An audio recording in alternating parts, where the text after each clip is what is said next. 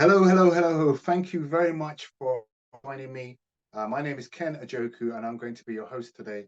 And I'll be presenting the property webinar for you now. So just give me a second. I will share my screen and we can get started. Okay, share screen. Okay. All right, fantastic. So can you just give me type a yes in the box just to indicate that you can see me okay, you can hear me all right, and you can actually see my screen. Just type a yes. Okay, yes, yes, yes. Wonderful. Okay, so as I said, my name is Ken Ajoku. I'm a property investor. I've been investing in property over 27 years now, and I'm going to be talking to you about how you can start or grow your own property business. Now, a number of you have shared some questions with me. I'm going to quickly go through those questions, read out what they are, and I'll do my very best to weave them into my presentation. Any questions that I don't complete, I will then, at the end of the presentation, I'll be able to go more in depth with those questions and hopefully share those questions and answers with you. So let's, without further ado, let's go through these questions. There's about 10 questions there. We're going to go through those questions and then I'll start my presentation. So the first question is, in the current financial climate, should one go for deals now or wait? This is a really, really good question. So the summary is, should you go for deals now? If you come across some deals, people have presented you some deals, we've presented you a deal. Should you go for those deals now or should you wait and see? Next question is, should you go for a freehold mortgage, buy or hold, buy and hold? So you're going to buy a property and hold onto it. Buy to let, the pros and cons, we'll be covering those in that's one of your questions. Should you go for rent to rent deals? Is it a good time for rent to rent? Is it also a good time for Airbnb and service accommodation? There's a lot of talk at the moment about Airbnb, service accommodation, booking.com, that sort of thing. Is it still worth going into those things, or is the bottom completely fallen out of that? So we're going to be looking at that and addressing that as well. Shared ownership as an alternative, is it worth going for things like a shared ownership? Can you use a limited company to buy your own home or to buy your own property? So we're going to be addressing that later on as well. Is there any tax benefits to doing this? And also, how does this affect inheritance tax if you're going to do that? And then the last question here is mortgage equity release, the advantages and disadvantages. Now, this is a lot of questions. I'll do my very best to answer them. I have a feeling that this presentation is going to be probably about 45 minutes, perhaps, to cover all this stuff. If we don't, then I'll give you a way that we can go through and make sure all your questions are answered. So without further ado, I'm going to move on to the presentation.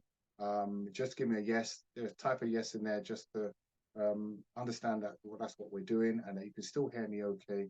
And you've seen all these questions and you understand the format of what this presentation is going to be. So just type yes in the box. Yes. Okay, that's fine. Yes, yes, yes. Okay, good. I've got the thumbs up from you. Well done. Thank you. All right. So is it okay if I tell you a little bit about myself? So my name is Ken Ajoku, as I've said. I'm a family man. I have a family of actually 4 children. My last one is not there. He's a baby at the moment. This is my wife and my 3 other children. I've got another boy, so there's 2 boys and 2 girls. Okay, so let me tell you a little bit about how this all started. So 27 years ago, I bought my first house in 1996. I did my first development in the year 2000, where I converted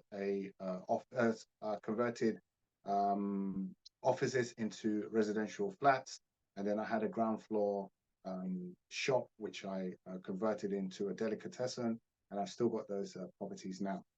But I will tell you a bit more about that later on. I have a lettings agency where I have been running for probably about best part 15 or 18 years now, where I have a contract with local council and we offer guaranteed rent to landlords. So that's another business that I do. Also, I'm a property consultant. I consult property and mentor a number of students and a number of mentees that I have. And I mentor private clients who are looking to start or build their portfolio. And that's mainly what I do and help those people to do that. Okay, so is that okay? Can I move on? Can I move on? Just type a yes in the box for me. You've got a kind of general background of who I am and what I do. Let's move on and see what things that we can do that will benefit you. So is it all right if I show you I'll show you a deal. This is a deal. So I'm going to show you different ways of how you can structure deals, and hopefully I'll be able to, bring in those questions and, show you how they're relevant to the deals that we're talking about. Okay, bear with me a second. Let me just get the questions on screen on there. Okay. All right. So this was a 6-bedroom HMO that we sourced. Now, sourcing is when you find a property for an investor and the investor pays you a sourcing fee. This sourcing fee could be typical, it could be a certain amount, or it could be a percentage, sometimes typically 2%, 2.5%, that sort of thing. So this is a 6-bedroom HMO that was sourced in Chatham, Kent, if anybody knows that area. This was sourced at £500,000 and it was in brand new condition because the person that was sourced from is a developer. They developed the property, put a loft conversion in there, done a side extension, back extension, really extended the footprint of the property, made it more valuable, tip-top condition, beautiful condition. And then they fully licensed it. It was a fully licensed HMO and it was given a guaranteed rent of £2,400. It was guaranteed because it was going through the council. NHS was the client, and they were guaranteeing that rent at £2,400. And we charged a client fee of 2.5%, which is £12,000. So this is £12,000 that you can make. It's not very difficult if you know what you're doing. Once you've trained and you've shown what to do, some of you may know how to do this already. Some of you don't know how to do it. That's okay. We'll give you an opportunity at the end to show you how you can actually get started with doing this type of thing as well. So is it okay if I move on to the next example? If you can just type yes in the box, type yes in that question box there, then I can move on and share with you another example. Yes, yes, yes, yes. Okay, wonderful. Okay, so let's look at this one. This is a 10 property portfolio. This was based in Liverpool, L4. L4 is the postcode. And this was a commercial and residential mix. So it had 6 commercial buildings and 4 residential accommodations. There's a 1-bed, 2-bed, 3-bed, and a 4-bed, making it 4 in total for the residential. So we sourced this at £1 million actually, and the market value was actually 1.3 million. We had a RICS valuation of 1.3 million, and we were able to negotiate and get it down to £1 million. So the client was is going to pay. We're still working on this one now. The client is going to pay a £50,000 client fee, and I know these figures sound like, oh my gosh, they sound kind of a bit, far-fetched on everything, but it's very realistic because you've got the person a substantial discount and you have to match the buyer and the seller together. Once you've made that perfect match, then you can actually make that kind of money. I'm not saying that everyone's going to make that type of money straight away, and you have to work with partners. For example, I'm working with a broker who actually introduced this deal, and I introduced the buyer. So you bring the two together, then you make a partnership, and then you perhaps will have some kind of split on how you're going to split that money. You negotiate that split and make sure that you've got the terms nailed properly. So that's another example of how you can source property. This is without even actually buying that property yourself. You can actually still make money from sourcing the property. Now, one of the questions was about buy-to-let. Is it a good idea to buy-to-let? What I would suggest with buy-to-let, because how I started with the buy-to-let is I bought my first property, was a residential property. I had it for 5 years, then I refinanced it, took that money out, used that money to do a buy-to-let. So usually when you do it that way, it takes time. So if you're doing things like this, you can actually make those lump sums of money that you need, put those money together and then buy your own buy-to-let, which is now giving you rental every month. So that's the key to the buy-to-let. The key to the buy-to-let is you need lump sum of deposit. You need money for a deposit, typically 25%. If you're looking at a HMO, for example, you could look at 30%. So commercials are going to give you 30% that you have to put down. Does that make sense? Yes? You can just type yes, that makes sense. Okay, good. So whether to buy to let or not, yes, it's about buying at the right price. You've got to buy at the right price, but we're going to cover that in the next few slides. Okay, let's move on. Is it okay to move on? Yes? Okay, great. All right, so let's look at this. Is a 3-bedroom house, profit of 376,000. It sounds like, okay, how realistic is this? So let me just tell you what happened. This is actually the first house I purchased in SW16, a place called Norbury, which is next door to Streatham. If anyone knows this SW16 area, I actually purchased this for £74,000. Then the market value now is 450. Since I've taken this, since recording this, it could have gone up slightly more by about £450,000 is the market value, and the rent is £2,000 a month, and I've got that on a guaranteed rent going on. So that is how the increase is 376,000. So one of the questions is, should you buy and hold? Buy and hold. This I bought and held. From 74,000 to 450,000. They say that property doubles every 10 years. This has gone more than double. It's just, it just exponentially has increased. So it's a question of buying at the right price in the first place, buying in the right area, buying the right type of property, properties that are in demand and the price is going up. There's certain indicators that will give you an idea of prices increasing. This is the things that we train and teach people how to do, and we show how to do that in the mentorship. It is something that has to be taught. You don't just sort of, oh, guess it is, you do it. There's a mathematical formula behind it to make it work properly. So yes, this is buy to let in its glory. So yes, buy to let, I would say I'm an advocate of buy to let. I've got, buy to let properties in my portfolio. This is one of the things I do. So yes, I would say buy to let is good, but you have to make sure everything stacks up. The interest rate stacks, the purchase price stacks, the valuation stacks, everything must stack up. So you have to buy right when you're buying the buy to let, so that you can make sure that you can repay the mortgage payments and you've got money in your pocket, not you're looking for money to pay for those repayments. So that is what I would suggest about the buy to let. Okay, right, is it okay to move on? Can I move on to the next slide? If you can just type yes in the box, that'd be great. And then we can move on. Yes.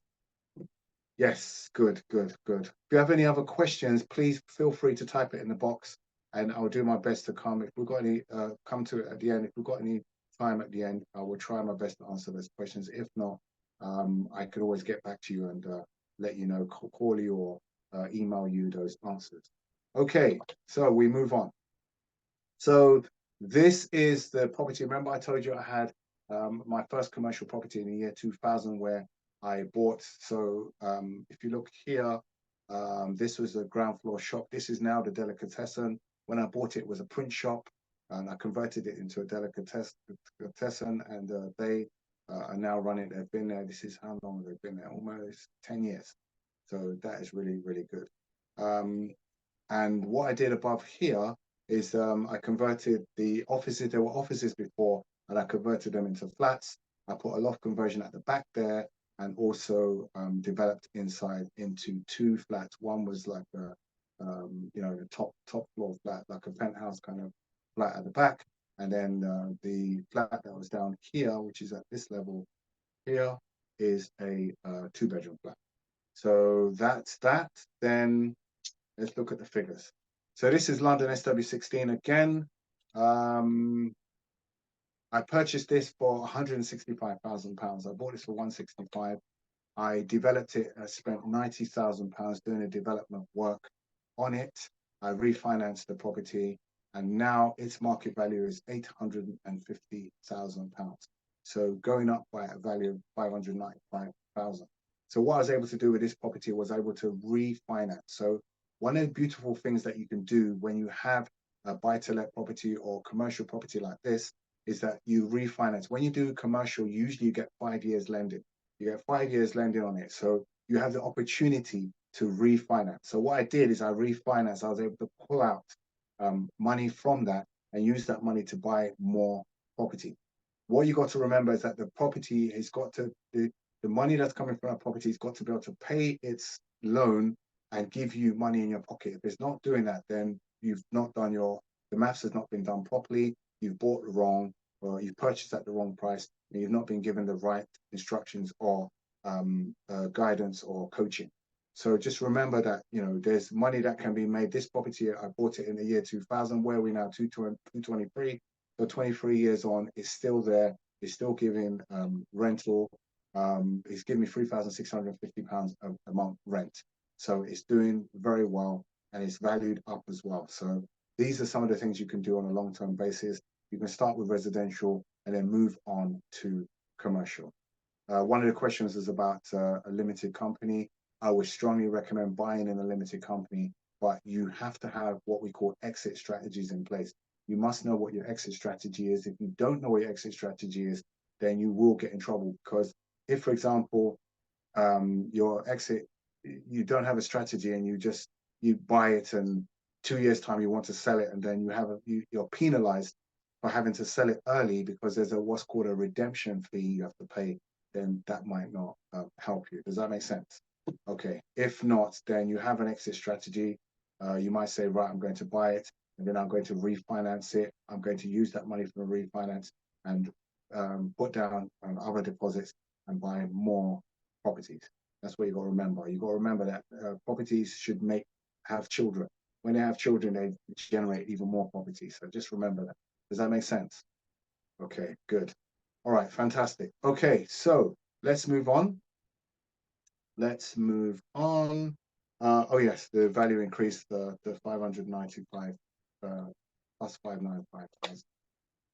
Okay, so what I'm going to do here is give you the opportunity to claim your free gift valued at 249. So what I want you to do is to scan that code. If you get your camera now, you can scan that code. As you scan that code, you'll be able to go directly into my you'll connect with me. You'll see a picture of myself and my wife there. You put your name, your email address, your phone number, press the send button, select, there's an option there that says connect with Ken, or Ken, send me your details, and automatically I'll send you all of my details, my LinkedIn, my email, my phone number, etc. All be sent to you, and you will automatically have that as an email coming to you with a link to my calendar.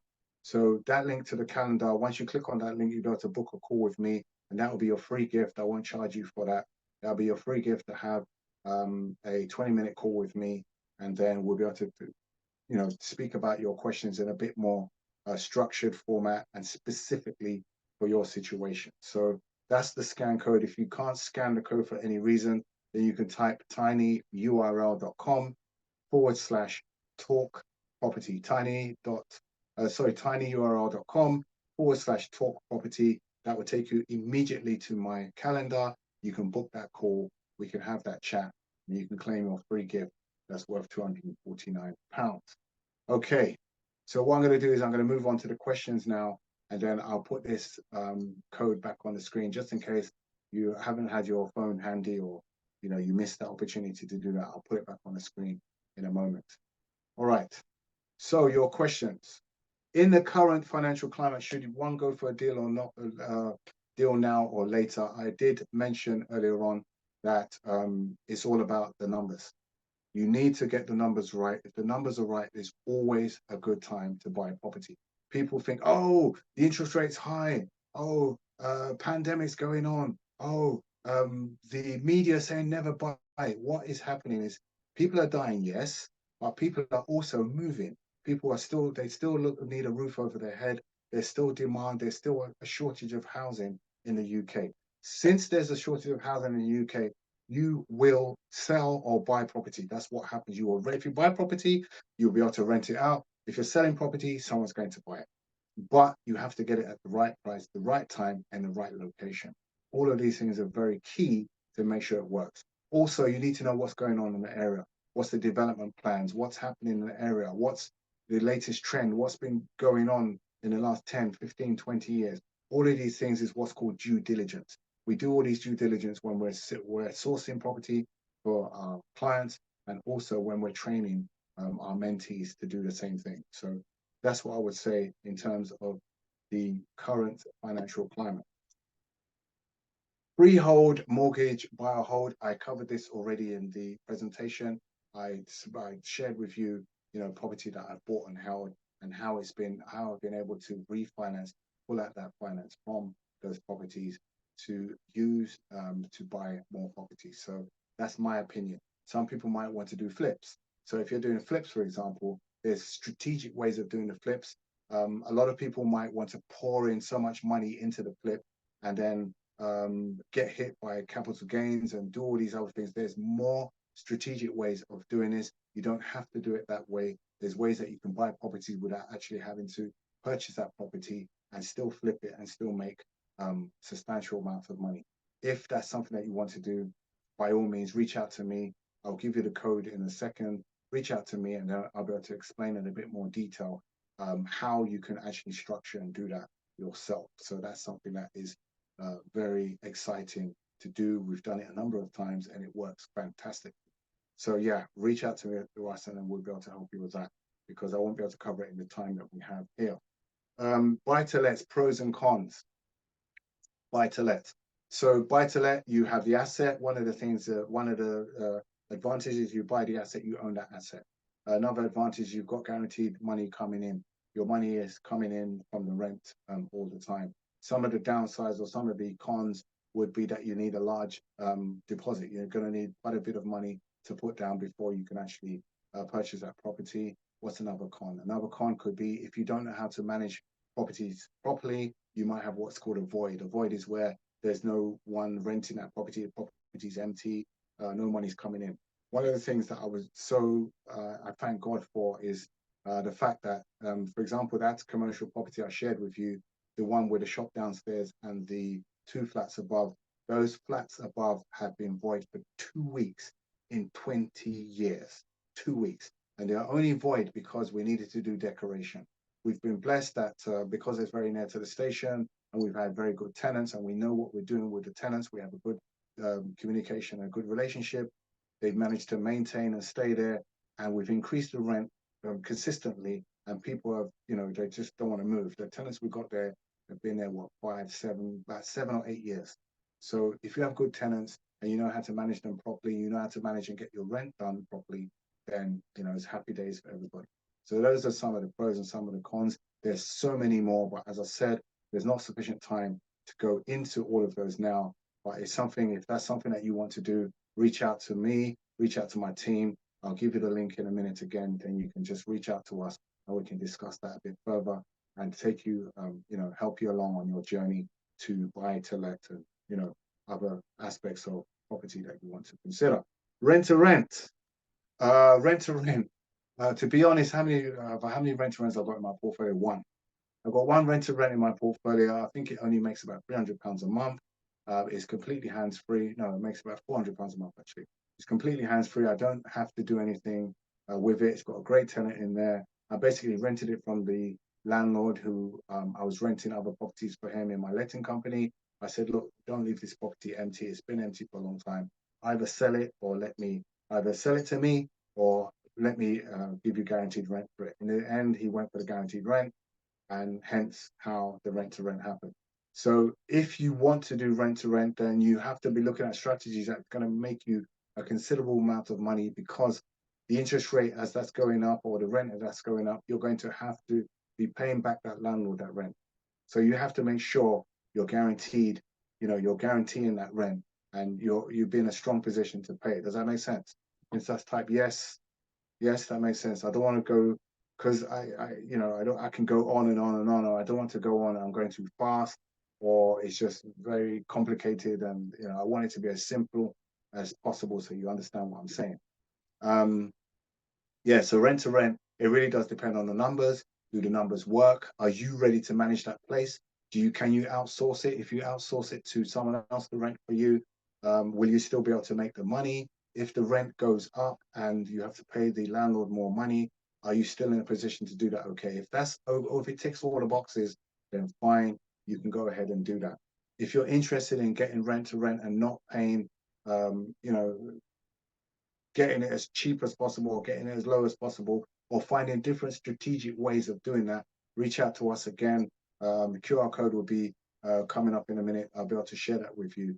And then you can, take that to the next level and see how that's going to work for you. Okay. All right. So let's move on to the next one. Airbnb service accommodation, again, is a similar situation, except I feel that we may be coming to the end of the Airbnb and service accommodation market. And why do I say that? Because there's talk of regulations coming in place. So when regulations come in place, it's going to be very difficult, or not very difficult, but they're going to be taking money. They're going to be almost taxing you to have a rent-to-rent service accommodation. So my advice would be to wring out as much as you can as possible in a rent-to-rent space, because it could be on its last leg. That's personally what I think. But however, what you have to do is have a strategy. Let me give you an example. So a strategy could be that during the summer peaks, the summer periods or the peak periods, you could be rented out at the highest rate possible. The best way to do that is usually to rent it on large blocks. So instead of renting it one night to 3 nights, you might want to rent it for 10 nights in a go.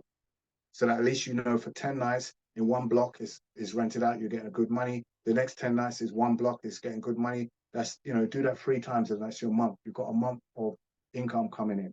But when the market dips, when it's not summer anymore and it's now winter, you may want to consider a guaranteed rent or another way of renting out that property to make sure that you've got the asset paying for itself. So you might have done an Airbnb on a property that you own already, or you might do an Airbnb from a property you've rented from another landlord. So depending on the structure will depend on how you will position yourself. Does that make sense? Okay. Yes, yes, yes. All right, great. So as I said before, reach out to me, book that call. You got that gift anyway. You utilize that gift, have a chat, and then I can show you some other ways that you can leverage that service. Shared ownership. In all my time, I had one of the business I had was an estate agency. I had an estate agency, I don't know, 15 years ago or whatever. I wanted to really get deep into the property to really know the ins and outs of how things are working. I remember working with a shared ownership. It was the most difficult thing I did because there was so much red tape. I had to read a document that was thick like this. I said to the owner, "Oh, send me over, email me the document." He says, "I can't email the document." I said, "What do you mean?" He says, "A folder, a really thick folder." They sent it by special post. I couldn't even fit. It wouldn't even fit through the letterbox. I had to sign to get it. It was a massive folder. I read through everything. I don't know how many thousand pages it was. It was it was in depth. It was a lot. So in the end, long story short, if you want to go down shared ownership is you're only going to have a share of that property. It could be 60%, it could be 30%, for example, which means that you don't have complete control over that property. You want to sell it, you now have to go through some red tape before you can sell it. It has to go on special platforms before it can be actually allowed to be sold. Does that make sense? Yeah, so it has to go onto certain platforms before you can put it on the open market. And as I said, when you sell it, you're going to have to give a share to whoever the freeholder is or the person that owns the majority of the shares. So shared ownership, I would suggest other strategies. There's so many other strategies that you can use, sourcing, lease options, etc., which we're happy to help you with. So reach out to us again, and we'll be able to give you some more information. We're running low on time. I'll do my best. Can my limited company buy my own property? The short answer is yes, but there's downsides. The downsides are if you're buying a property um, with a company, it's got to be used for company purposes. For example, housing your employees or business meetings and things like that. So there's going to be some pros and cons there. I can't go into it fully right now. It's quite, it's quite detailed. But the long and short of it, yes, it can be done. But whoever's asked that question, please reach out to me. I want to really find out what you want, what your end goal is, what you want to achieve at the end of it. We may be able to use a different strategy to get you that goal achieved at the end. Okay, I hope that helps. Does that help? You type yes. Okay. Good. All right. We're almost there. Are there any tax benefits? Yes, there will be tax benefits, but anything, that's tax beneficial, there's always a downside. You have to give up something in order to gain something. So yes, as I said again, I can go into that in a bit more detail. Inheritance tax, yes, it will affect your inheritance tax because all of these taxes are just you borrow from one person, you pay to another person, you borrow from one person, you pay back to another person. So yes, it will affect it in a way. Again, I'm happy to give those details. It's quite a detailed document. I would share on that. Reach out to me and I'll be able to help you with that one. Mortgage equity release, advantages, disadvantages. Yeah, so that's the last question there. Um, uh, Let me see if I can summarize this very quickly. Basically, a mortgage equity release is on your demise. So when the person dies, that property will now be sold to now repay that money. So imagine it like a big loan that doesn't have any interest. What happens is they compound the interest. They roll up the interest together and put the interest and let it be paid at the end of the when the person on the person's demise, when the person passes away. Disadvantage is obviously inheritance tax. Sorry, inheritance for the children or the next of kin is going to be less, and they're going to have obviously the burden of now having to sell that asset to pay back what's owed, or they were going to remortgage that asset to pay back what's owed.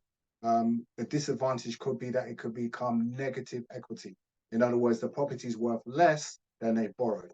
If that's the case, then more money has to be now found to now pay back that person. Whoever's asked this question, please reach out to me. I've only had to do 2 of these equity releases, and they're really quite tough because the person that's given an equity release has to make sure this is the last result. There's no other way around it. You've got no choice. So they will exhaust all the other avenues before they will want to release that equity release to you. It's not as simple as, oh, just equity release and get the money, etc., and off you go. So it might be that the person's quite critically ill or very old, or there's certain criteria that will meet. Again, reach out to me. Here's the QR code, scan the code, or reach out to me on tinyurl.com/talk property. Book that call, claim your free gift, and have a chat with me, and then we can talk more in depth of those different scenarios that you have, and any other property questions that you have, whether you want to do mentorship. Some of the questions people ask is, do we do mentorship? Yes, we do, but we don't. It's not for everybody. We don't do the mentorship for everybody. We don't want, hundreds and hundreds of people that we can't service or can't give a good, um, help them very well. So what we tend to do is we're very selective on who we work with. We want to make sure that that person's committed to do the work. It's not just you sign up and money's just going to pour into your account. You will do some work. You will have some training to go through. It might be some early starts. It might be some late finishes, but it's worth it at the end of the day. So reach out to us. We're here to help you. We're here to support you. We believe in you. You've taken the first step to the rest of your future in property, and we're here to help and support you. So scan the QR code. Let's have that chat. And I look forward to having that conversation with you and taking you to the next level on your property journey. Thank you so much. God bless you. Bye bye.